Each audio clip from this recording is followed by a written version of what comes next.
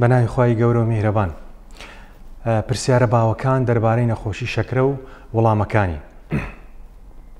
یەک لەو پرسیارانەی کە زۆربەی نەخۆش لە ئێمەی دەکات، دەڵێ دکتۆر من بۆچی تووشی نەخۆشی شەکرە بووم؟ وەڵامی ئەم پرسیارە هۆکاری سەرەکی توشبوونی نەخۆشی شەکرە ئەوەیە کە کەمی جوڵە، واتە نەخۆشەکە زۆر کات دادەنیشێ، حرەکەی کەمە، جوڵەی کەمە، لەگەڵ خواردنی زۆری مادەی کاربۆهیدرات. مادەی کاربۆهیدرات ناوە عەلمیەکەی واتە بە سادەیی یعنی شەکرە. شەکرەش بریتیە لەو یعنی ئەو خواردنانەی کە شەکرەی زۆر تێدایە، وەکو شەکری سپی، نان، برنج لەگەڵ میوە.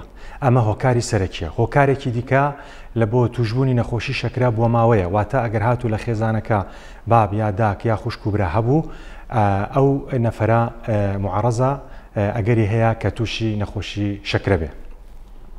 پرسیارێکی تر کە زۆر لێمان دەکرێت دەربارەی نەخۆشی شەکرە، چۆن بزانین ئەمن شەکرەم هەیە؟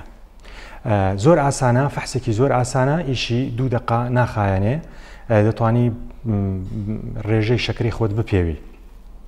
ئەگەر هاتوو سێمانگیت، فەحسی سێمانگیت 6.5 بوو بەسەرەوە بوو، ئەگەر هاتوو لە خورینی 125 بەسەرەوە بوو، ئەگەر هاتوو لە پاشنان خواردن بە 2 سەعات 200 بوو شەکرەکەت، ئەوە دەوترێ تووشی نەخۆشی شەکرە بووی.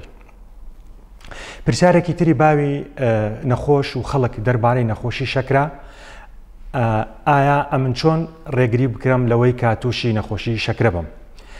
زۆربەی سەرچاوە پزیشکەکان ڕێنمای ئەوە دەکەن کەوا 6 مانگجارێک هەموو مرۆڤێکی ئاسایی شەکرەی خۆی بپێوێ لەبەر 2 هۆکار. یەکێکیان ئەوەیە کە نەخۆشی شەکرە لە بیدایە نیشانەی نییە، بۆیە نەخۆشەکە وا باشترە خۆی چێک بکە، نەک بڵێ وەڵام مادام هیچم نییە و عیبم نییە و نەخۆش نیم، شەکری خۆم ناپێوم. و ئەگەر هاتوو 6 مانگجارێک یاخود ئەو نەخۆشانەی کە بەتەمەنن لە خێزانەکەیان نەخۆشی شەکرە هەیە، وا باشترە 3 مانگجارێک فەحس بکەن، کەواتە ئەتوو کە فەحسەکەت کرد، یەکەم دەزانی شەکرەت هەیە، 2 ڕێگری دەکەی لەوەی کە شەکرەکەت بەرەو پێشەوە بڕوا و تووشی دەرهاویشتە خراپەکانی نەخۆشی شەکرە بیت. پرسیارێکی تری دەربارەی نەخۆشی شەکرە کە زۆر لە ئێمە دەکرێت، دەڵێ دکتۆرە من هیچ عیبم نییە، وتیان شەکرەتە، شەکریان فەحس کردم، شەکرەم 200 بوو، 250 بوو، بەڵام هیچ کێشەم نییە، هیچ نیشانم نییە، هیچ ناڕەحەتیم نییە، من بۆچی نەخۆش بم؟ نەخۆشی شەکرە یەکێکە لەو نەخۆشانەی کە پێ دەکوترێت بکوژی بێدەنگ. بۆچی ئەم ناوەی لێنرایە؟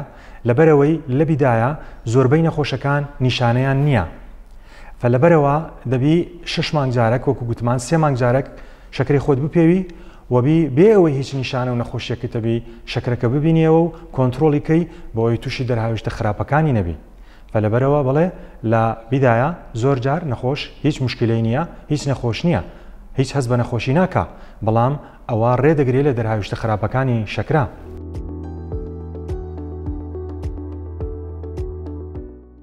میهرەبانی، دڵسۆزی و لێزانی.